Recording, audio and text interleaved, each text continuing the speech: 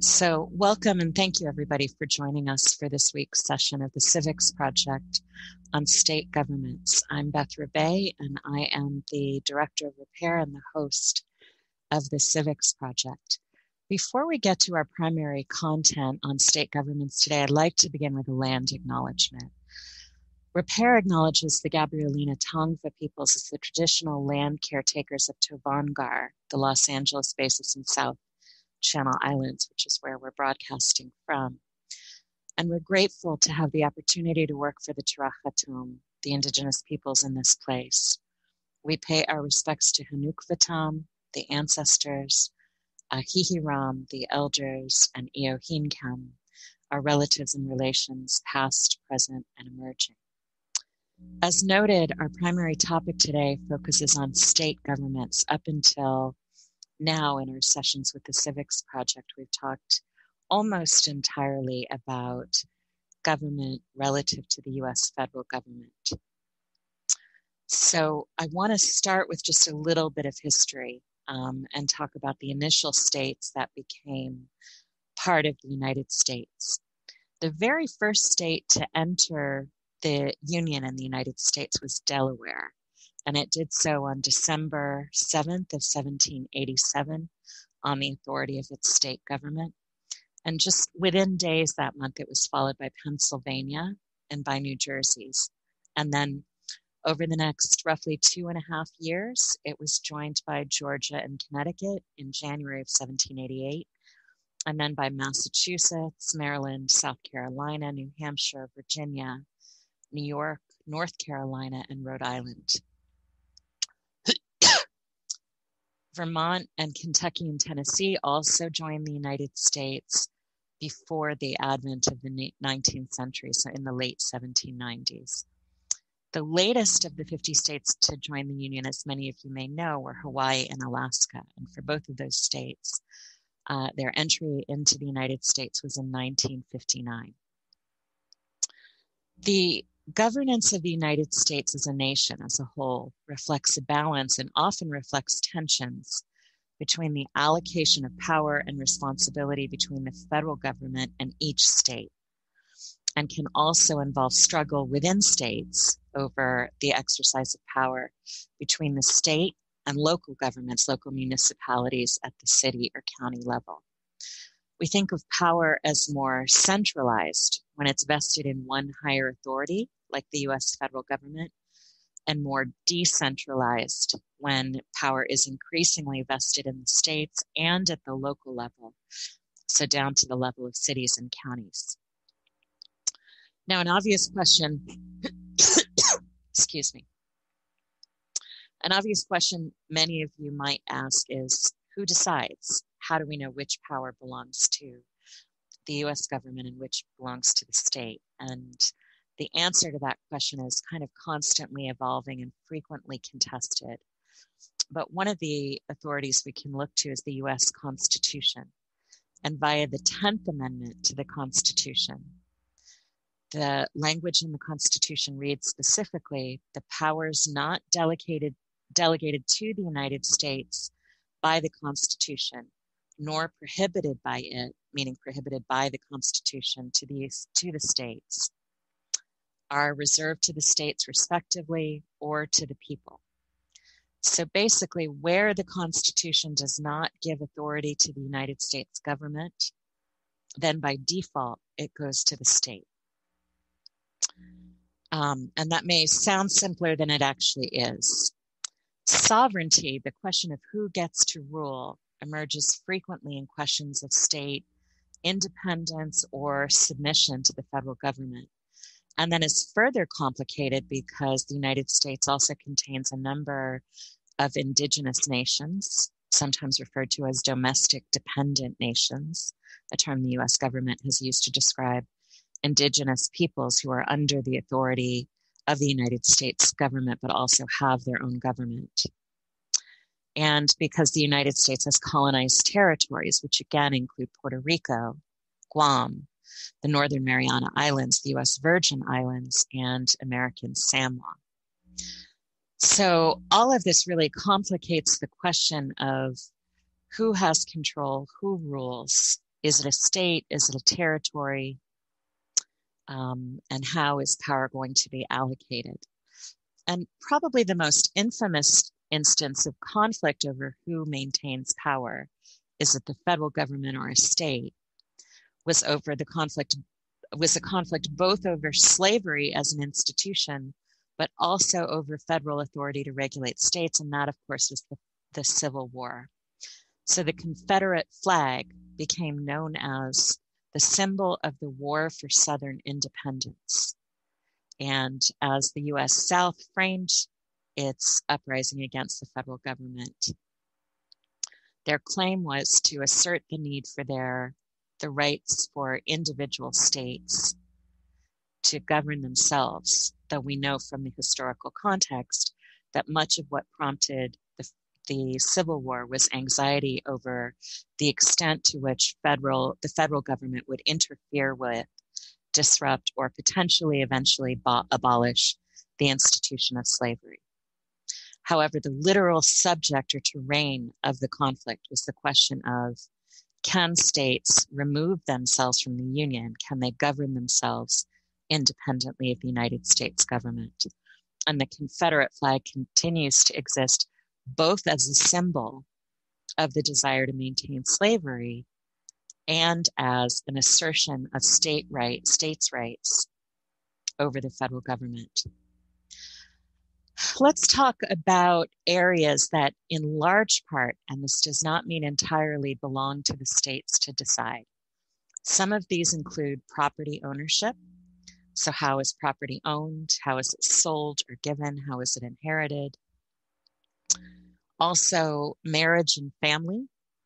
How are those structured, managed by state courts, by municipal courts? The administration of social welfare programs, even if the money comes from the state, funding for programs like Social Security and unemployment and Medicare is generally managed by the states. The process of setting up municipalities, so creating and maintaining cities and counties, that's regulated by state governments rather than by the federal government for the most part. Maintaining state infrastructure, and that includes physical infrastructure like highways and transportation, as well as the institutions of the state, its own courts, its own Department of Justice, its own departments of health and human services, and so forth. Regulating industry and commerce within the state is largely, though not entirely, a state process. And education, educating youth in particular, and also college-level education, is mostly regulated by the states and not the federal government. But in each of these areas, you may have been thinking of examples of instances where the federal government is clearly also exercising authority. So an example, for instance, would be, I mentioned that states manage the delivery of education, but some of you, for instance, have heard of Title IX, which prohibits sex discrimination in the delivery of education. Federal civil rights legislation can play a role in many of these areas and mean that while the states have substantial authority, they still have to operate in ways that comply with other areas of federal law. The federal government can also influence education because it provides a lot of educational funding through its federal tax base. And so it can establish rules for any state which is seeking federal funding to use in its school systems. And it can do that for non-discrimination reasons, but it can do it for other reasons as well. So some of you might remember from the George W. Bush era, a piece of legislation called No Child Left Behind, which established additional rules that schools would have to follow if they wanted to receive federal funds. For instance, establishing that if too many students were failing standardized tests, then the school would lose some of its federal funding. And it increased pressure on schools to divert a lot of educational resources to making sure students passed those tests. And one of the perhaps unintended effects of the No Child Left Behind Act is that we started to see schools try to push out, discipline, and expel, in some instances, students with disabilities who were not performing well on standardized tests.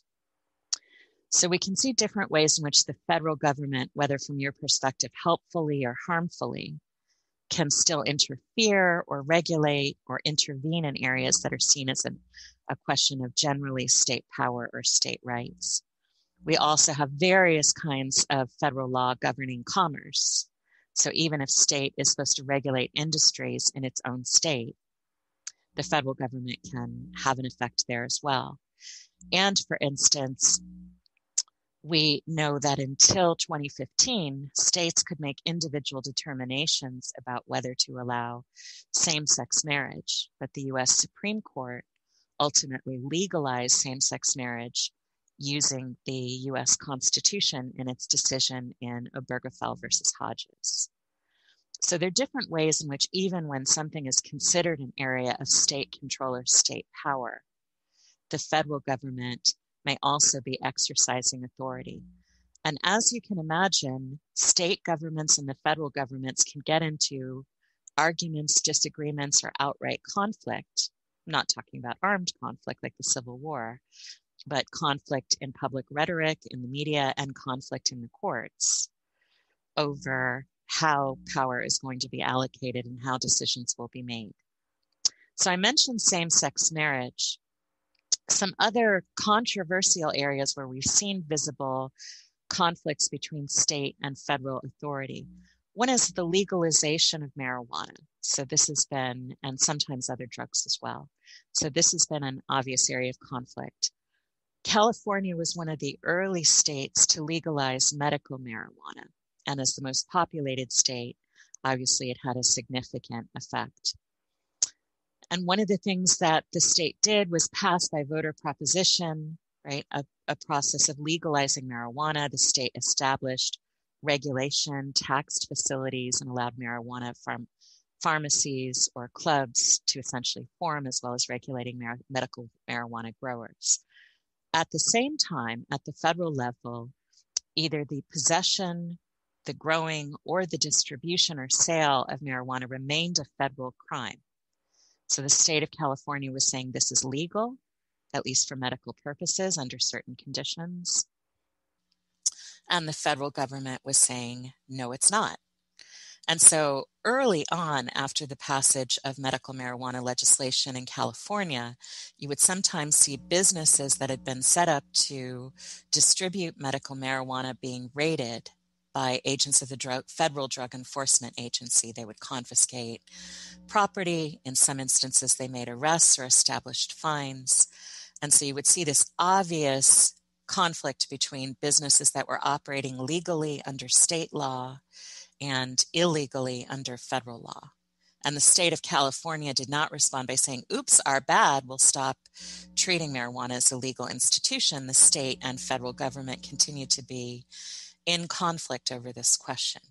Now, DEA raids of state-regulated marijuana facilities have essentially died down, but this still remains an area which is in flux between federal and state law. Let's look at a few other examples. Sanctuary cities. How many of you know those terms? I'll ask our Zoom audience. Some of you are going, oh yeah, I've heard of sanctuary cities. So sanctuary city is a city that makes a localized determination. It's not generally for the whole state. It's a city deciding we are not going to enable the Federal Immigration and Customs Enforcement Division. And they can do that a number of ways without outright violating the law.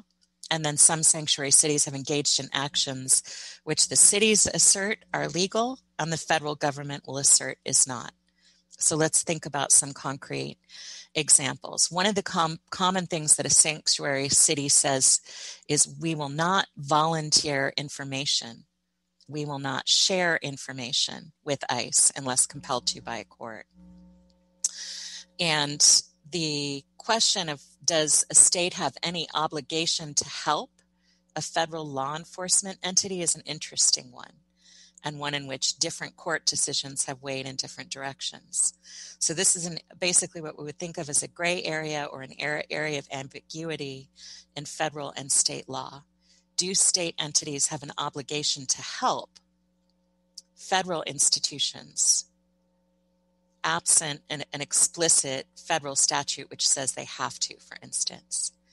Can federal entities get access to people, to records, and so forth? So what we've seen play out in sanctuary cities is the question of, will state authorities transfer custody of a person over to Immigrations and Customs Enforcement if that person is in the custody of the state, and if so, under what circumstances? And who decides that? Is it a federal court or a state court or a municipal court? And I don't have a simple answer for you about who controls it, because it's actually been, as noted, in an area of evolving conflict where sometimes the federal courts have ordered and the states have complied that the states cooperate in handing over people or information. And in other instances, state courts have said you don't have to, and the federal court has either backed off, or the federal government has backed off, or they've insisted but the state has not complied. So sanctuary cities, again, remain this area of open conflict and continue to be, although I would anticipate that the escalation of it is going to recede under the Biden administration as compared to the Trump administration. In the last 4 years, in the past presidential administration, the question of whether states would comply with federal authority in sanctuary cities was an area of grave contention. Right, this was coming up a lot and was winding up in state and federal court a fair bit as well. I want to talk about another area for conflict between state and federal authority. Voting rights is another significant area in which this comes into play, historically and in contemporary context.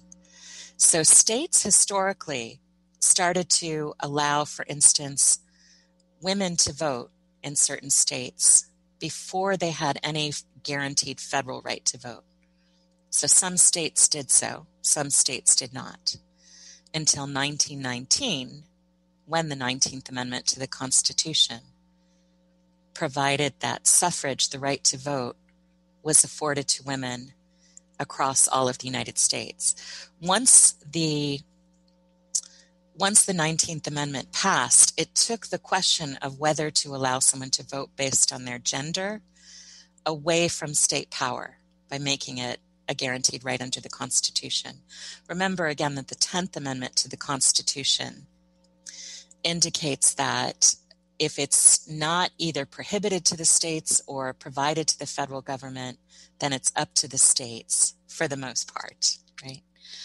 And so once it became a question of constitutional authority, then the states had no control over whether they could prohibit women to vote. It became a guaranteed federal right. But voting rights based on race and sometimes other characteristics, like, for instance, being formerly incarcerated or having a mental disability, have continued to be an area of contention. I'll say race right now is by far the most energetic area of contention, but others have come up in various moments in time and questions of voting rights and disability do continue to be a contemporary issue in the United States. So one of the things that we have seen is that the question of, do states get to set their own laws if they have discriminatory effects for voters of color, is an area of contention between the state and federal government. Now, some of you may have heard about the Voting Rights Act of 1965, which again took some authority away from the states to use discriminatory practices in voting, and under congressional authority provided for certain protections for voters who are typically being disenfranchised, meaning losing the vote. And just to avoid euphemisms or dancing around the issue, of course, this meant specifically voters of color and very disproportionately Black and Indigenous and Latinx voters. So the Voting Rights Act of 1965 took away some power from states which wanted to maintain discriminatory, or what we think of as Jim Crow era voting practices. But subsequent court decisions, and we'll talk more about those in later sessions, took some of that power back for the states. And we see Congress right now debating establishing voting rights, voting rights legislation at the federal level. And we see states passing new voting rights or voting or elections legislation, which would further inhibit access to the vote. So voting is another one. Abortion and reproduction are another common, very visible area of conflict between state and federal government. Until the passage of Roe versus Wade, some states criminalized abortion. The Roe versus Wade case was grounded in a Texas criminal law, which would prosecute a woman or a doctor who engaged in abortion. And what the Supreme Court was deciding on was, in Roe versus Wade, was did that law violate the U.S. Constitution? And by finding that it did, because the Supreme Court has so much influence, it had the impact of basically overriding any state law, which was interfering to the extent that the Texas criminal statute did with a woman's access to abortion. Now, there's still some things that states can regulate, for instance, about licensing, and there are continuing legal contentions and debates about what powers belong to the state and what can be taken back and decided by the courts. When ex-President Trump took office, the very first media interview he gave was one in which he indicated he intended to weight the Supreme Court justices heavily enough that they would overturn Roe versus Wade, with the intention of then returning control over the regulation of abortion back to the states. And since he has put in enough Supreme Court justices to constitute not just a majority, but a supermajority, 6 to 9, are now likely to vote to some extent against abortion rights based on their track record, this will likely become a very major issue of contention.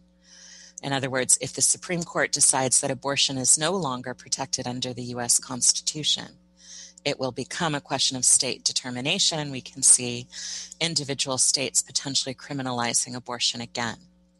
So some of these examples should illustrate to you that state exercises of independence can swing to the left or the right, depending on the context. And we can think about this in the Trump era. We can think about it now under the new presidential administrations as we see conflict over voting rights. And depending on your own politics, right, you may have different takes on particular questions of state versus federal authority.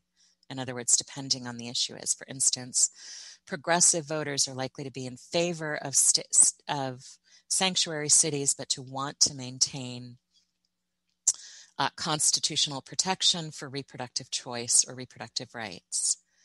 And so it's not as simple as sort of states' rights arguments belonging to the left or the right, Because again, in a given moment, some states may be defying federal authority or asserting their own independence on either a left or a right-wing issue. I want to say a little bit more about how state governments run and what they do. So each state government can establish its own constitution, and it roughly mirrors the structure of the federal constitution, though they can be much more detailed and longer. I believe Alabama has the largest state constitution in the country, and it's over 300 pages, as opposed to the U.S. Constitution, which, as I recall, is less than 40. I think it's 39 pages. And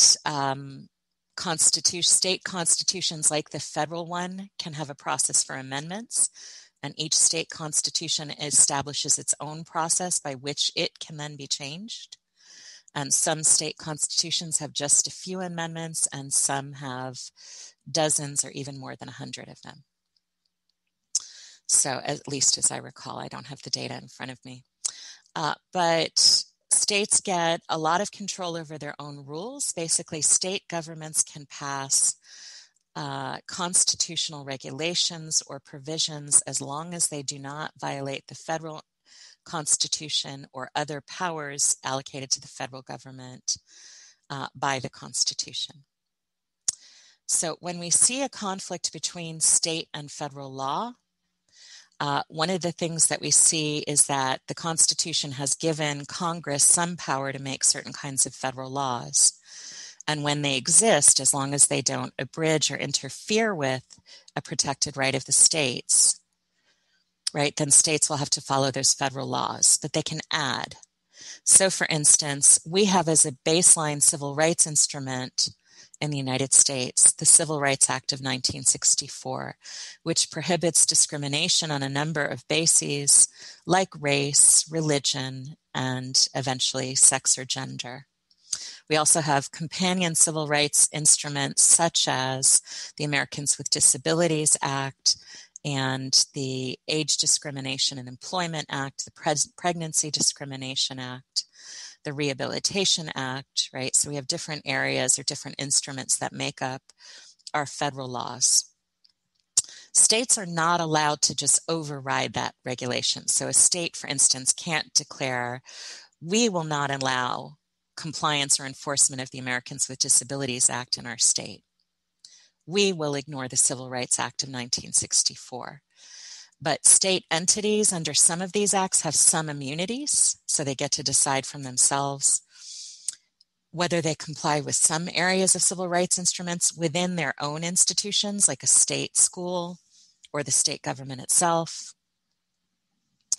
And states can also pass state civil rights laws which add more protection than the federal government provides.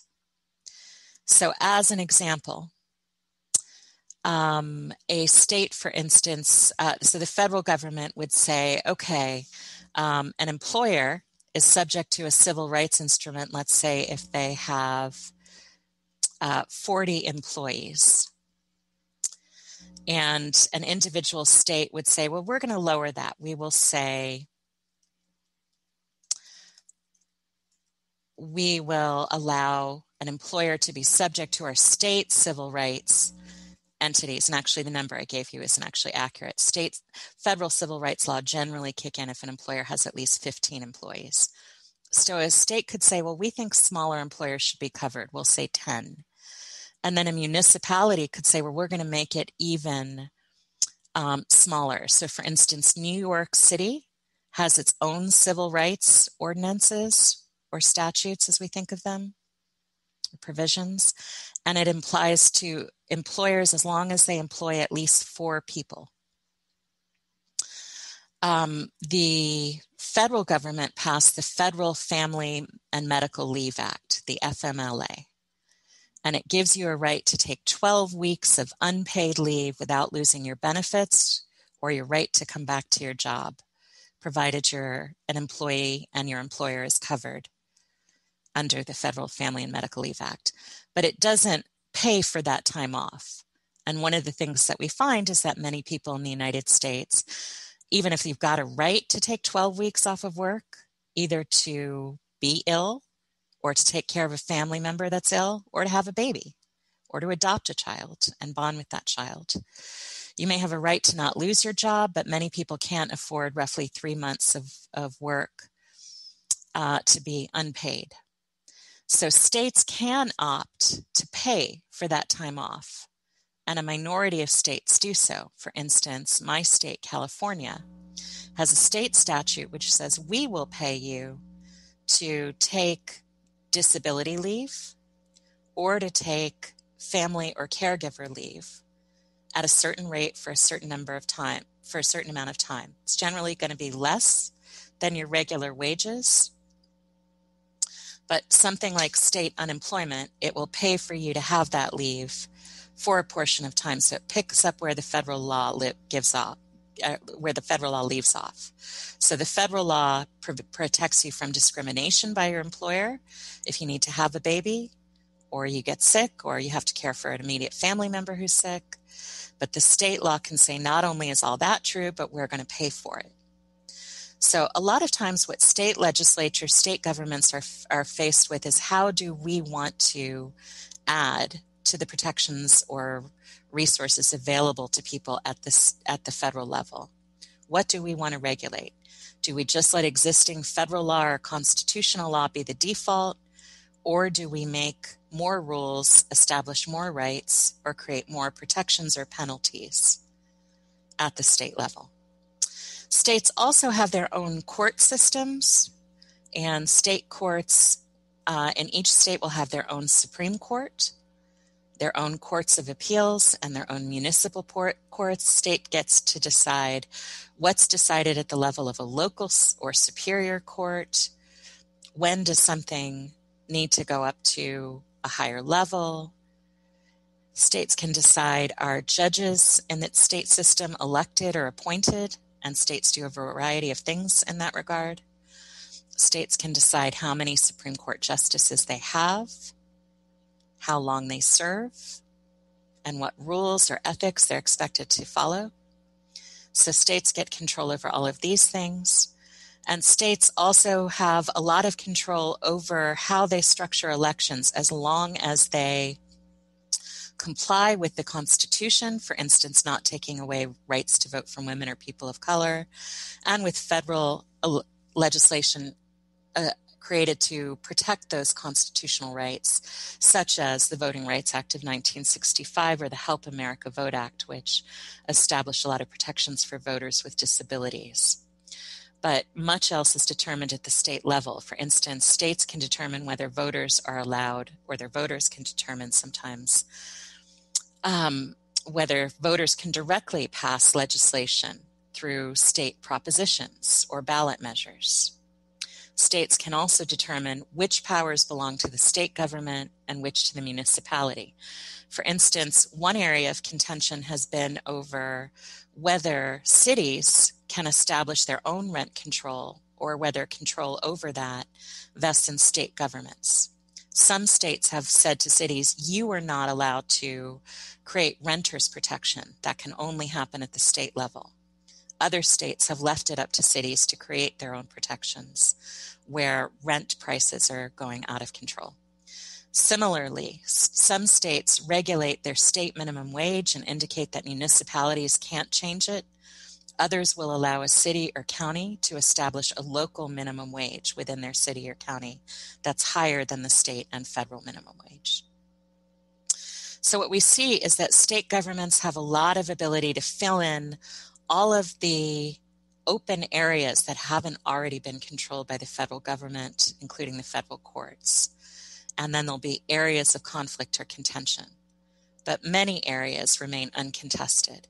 When a citizen feels like a state government is doing a wrong, one of the things that they can do is try to figure out, is the state government either violating its own laws, right? Or is the way that the state is doing something, its policy, its practice, or its law, violating a federal protection, whether under the U.S. Constitution or via legislation created by Congress?